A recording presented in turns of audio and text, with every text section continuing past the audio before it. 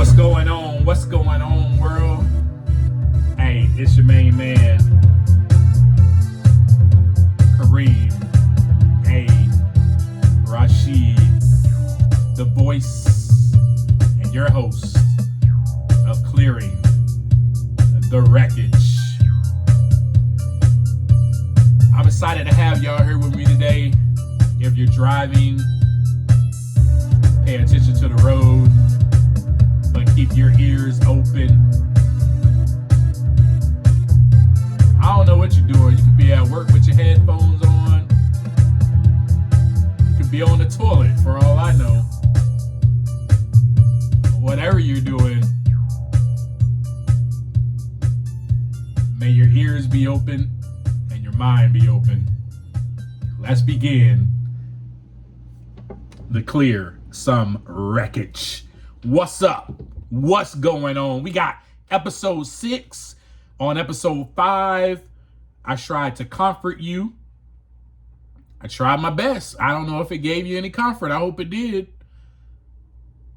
But I wanted to reassure you and let you know that you are not alone in this. That, hey, you know what, man? I got Kareem. If I need somebody, I can click on Apple Podcasts, Spotify, anywhere. And I can listen to my boy. I can listen to my brother tell me his story and encourage me. Folks, that's what this is all about. It's a journey of oneness, togetherness, and that's what we're doing. Let's dive into today's episode because we need to take some time to look inside so that the wreckage can begin to clear. And if we don't take time to look inside, nothing can be solved. There's no solution. There's no wreckage that will be cleared. We will still remain wrecked up. Surrender. What does it mean? To give oneself up, to stop fighting, to give oneself up and come into agreement. Surrender. Surrender. Let me first start off by saying, look, it's a process. I didn't even know what the word surrender meant until my heart got to that place. I guess I was like, oh, I guess I'm surrendered to, I guess I'm in agreement of what I'm going to follow, what I'm told. Remember how I told you the story in the woods, when I was in the woods, when I heard the voice and the voice was like, just listen, just follow. You know, that's what the voice says. So this greater source or higher being, whatever you want to call it, that's up to you. But this power is way greater than me. And I was able to see that power. Listen to me clearly. I was able to see that power demonstrated in my friend that had lunch with me. Do I need to repeat that? I was able to see that power demonstrated in my friend that had lunch with me, because he told me his story, what happened, what it was like. Oh my gosh, but this is who I am now. I am now clean and sober for over 2+ years, Kareem. This is how I've done it, and this is what I'm doing to continue to clear the wreckage. So all I'm doing is the same thing he did with me. That's it. That's all I can do. He used to always say something that stood out to me and resonated with me. Kareem, you can't outgive God. He said all the time. You know what he meant by that?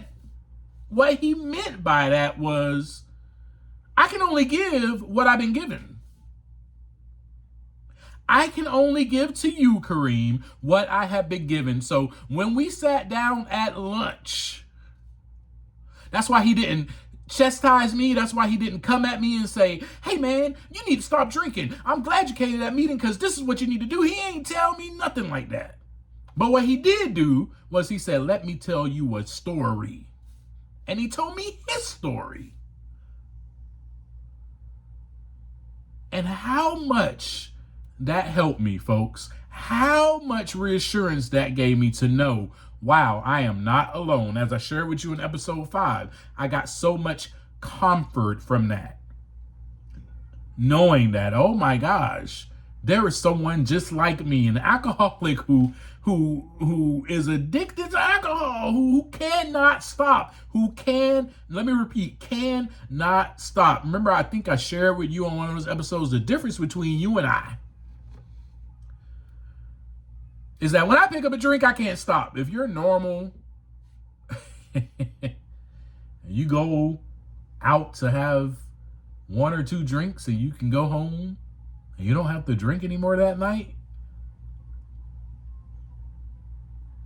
That's the difference between you and I. Me, on the other hand, it starts with 1 drink. It starts with 1 sip and I'm gone. Woohoo, let's go. How much more can I get? How much higher can I get? It's the chase that I'm looking for. It's the adrenaline. It's the rush that it gives me. I was searching, constantly searching for that feeling. Searching for that feeling that I felt that I was not receiving as a kid. Searching for that feeling of joy, what I thought was joy, but it just was mere little glimpses or little pieces of fleeting happiness. It wasn't anything. It wasn't anything lasting. It was self-gratification very quickly, a shot of dopamine, dope, to my brain. Yeah, like how I just did that, a shot of dopamine, dope, to my brain. That's why they call it that. Anyway. With that being said, folks, I had came to a place where I was able to kind of believe a little bit. And it grew over time of getting to know him more, of, going to church and seeing him on Sunday and seeing, and knowing who he really is. That helped me too. The authentic version of him, knowing this is not a facade. This is not some fake person. He's not pretending. He's not putting on a show. But for years he told me he was putting on a show. That was part of his story. I would go to church, but I was drinking the night before, or I was drinking before church, or I was going to work and I drank before work, or, I said I would never drink and drive, but I did. And, I was drinking and I became someone else. He put on a show for everyone else, including himself, to feel better. Oh, how I related to that so much. Oh, I related to that so much, y'all. That is what we do as alcoholics and addicts. We do it so well. We're great actors. But then seeing him and getting to know him and him letting me in and him being vulnerable with me. No longer did I see a fake version of him. I saw the real him. Which then I saw the power demonstrated in him through a different power, because it wasn't his. A greater power was being demonstrated through him, that he was able to stay sober and clean each day for the past some odd years at that time when we got together, and at that time when I was getting to know him. Even to the point where, my wife has divorced me, and my kids were hating me, but now I have a relationship with my kids now.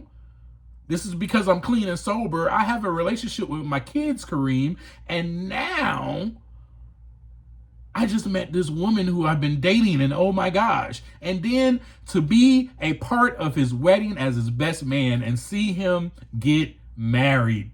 Man, like the power was demonstrated through him. Love, joy, hope, freedom. The power was demonstrated through him. So I saw that power and I became in agreement with that power.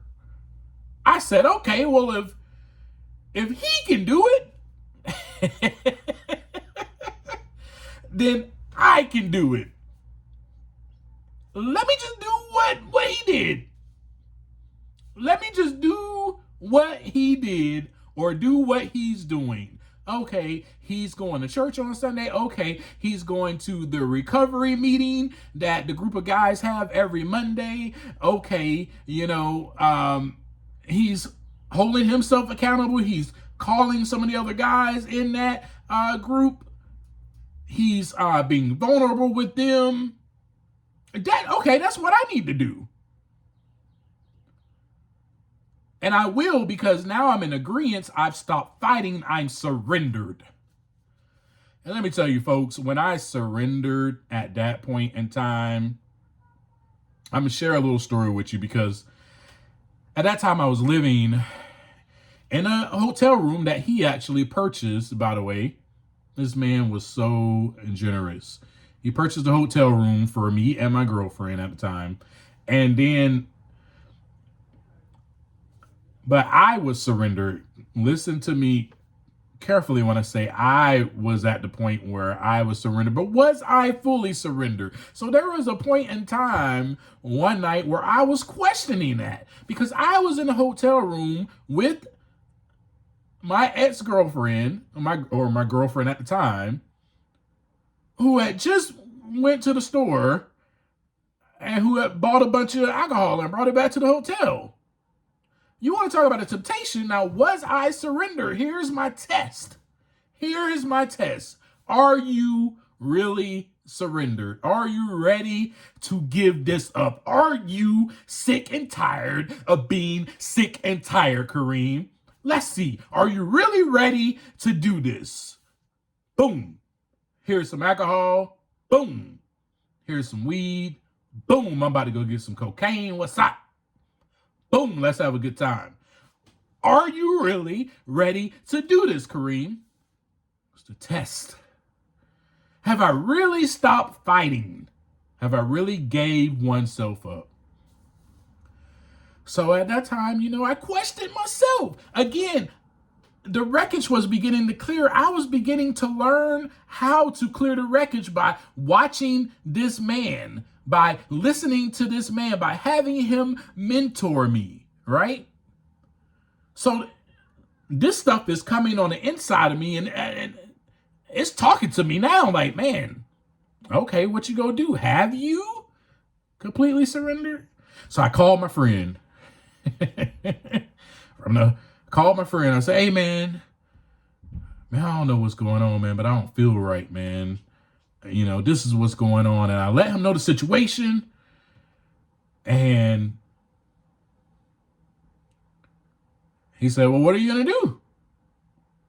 I said, I don't know. And then he asked me, well, Kareem, are you completely surrendered? So it was almost like, not only was this my subconscious telling me or asking me, are you surrendered? Then I called my friend, and then he asked me the same question.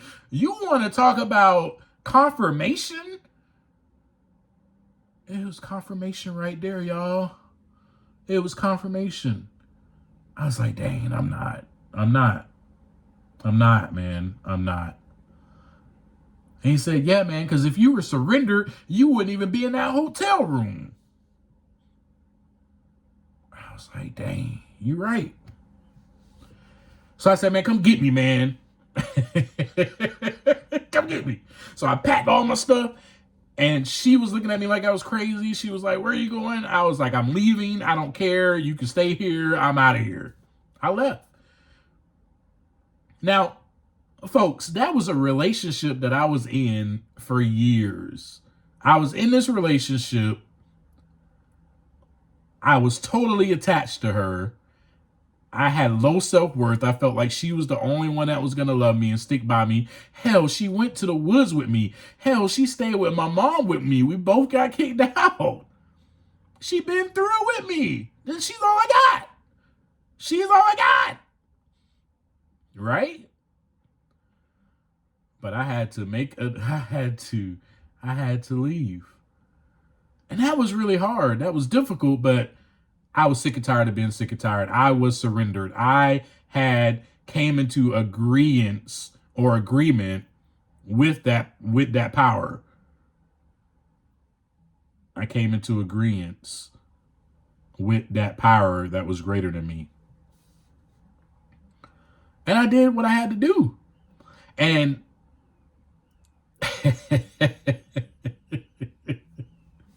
some of y'all are probably like, what? I'll never do that. Listen, for firsthand experience, that was really difficult.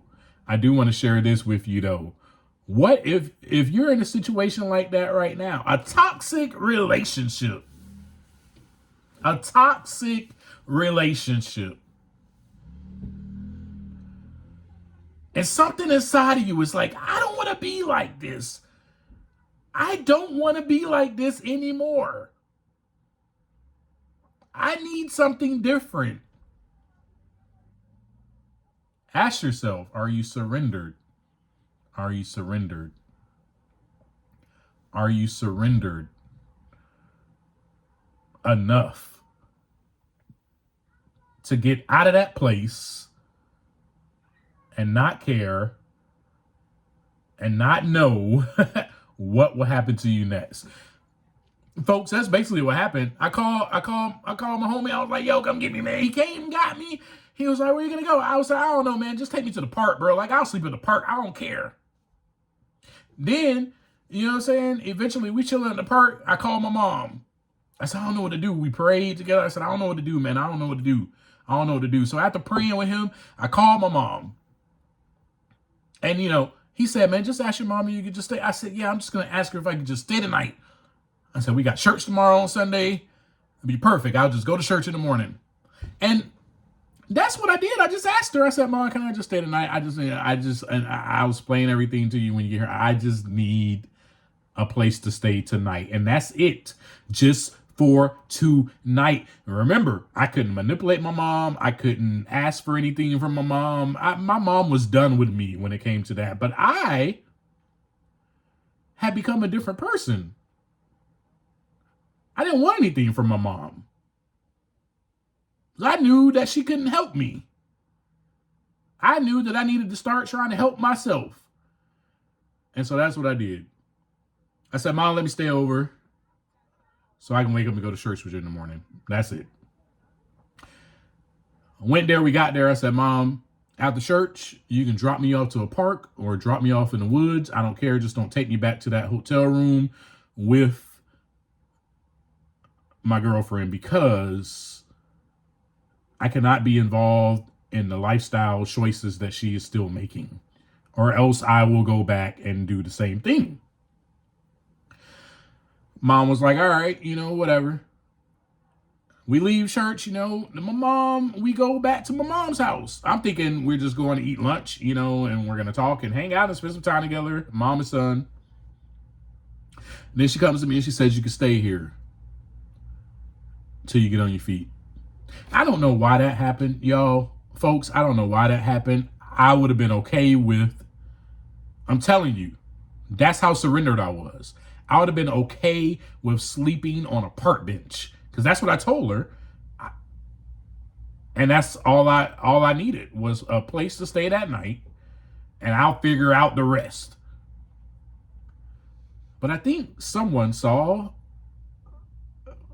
that I was sick and tired of being sick and tired. Someone saw that I was willing to help myself a little bit. And so they pitched in and they helped. So folks, if you're at the point where you're down and out, but you're not doing anything about it, I don't know what to really tell you. I could share this story with you and pray that it gives you some hope. I can share my experience with you and pray that it gives you some type of strength to move forward. That's all I can do.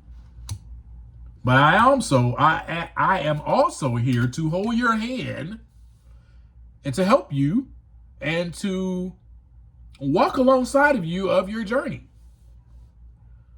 But if you're sick and tired of being sick and tired, you will know when you're at that point. But again, I'm going to say this. It takes what it takes to begin clearing the wreckage. And this is a process. Folks, thank you so much for tuning in today to today's episode. Part of the process of being surrendered to where I got, you heard me say it on episode 2, because I didn't see anything that I was doing. I didn't see none of the wreckage inside of me. I didn't see none of the wreckage that I was creating until it happened, or my mom was like, get the hell out. Boom.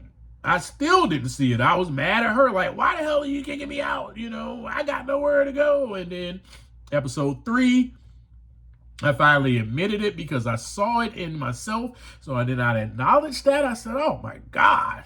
Ooh. Yeah, man, something's wrong with me. And then I admitted it. Yep, this is all on me. This is all on me. This is all my fault. I am where I'm at, and I am the way I am because of me. I created this chaos. I created this wreckage. And then that's when I sought help on episode 4. And then episode 5, man, I was able to receive that comfort to know that I wasn't alone anymore. And so now we're here where I was surrendered and I was ready to give up. I was ready to stop fighting. I was at the place where I knew on my own, I will not stop drinking alcohol. On my own, I will not stop doing drugs. I need help. These people are here to help me. I'm going to embrace it because I have come into agreement and agreeance to something that's bigger than me, that can help me, that I saw in that gentleman, the power demonstrated. I said, I want that. I can have that too. There's something that's doing that for him. And so if you see that in me, or if you see that in someone else, latch on to it. Latch on to it. Latch on to it and become surrendered, and to stop fighting, to give up oneself, to give up your selfishness, self-centered ways, your ego, whatever wreckage it is that is causing you to be stuck, causing you to be a tyrant in life, causing you to be the toxic one in relationships, whatever it is, whatever toxicity is causing, whatever wreckage is built up, you can begin to clear that by an act of surrender, of giving up oneself. Again, folks, I appreciate y'all being here with me today. We had another great episode. Hey, like I always say, take some time to look inside so that the wreckage can begin to clear. Peace out, homies.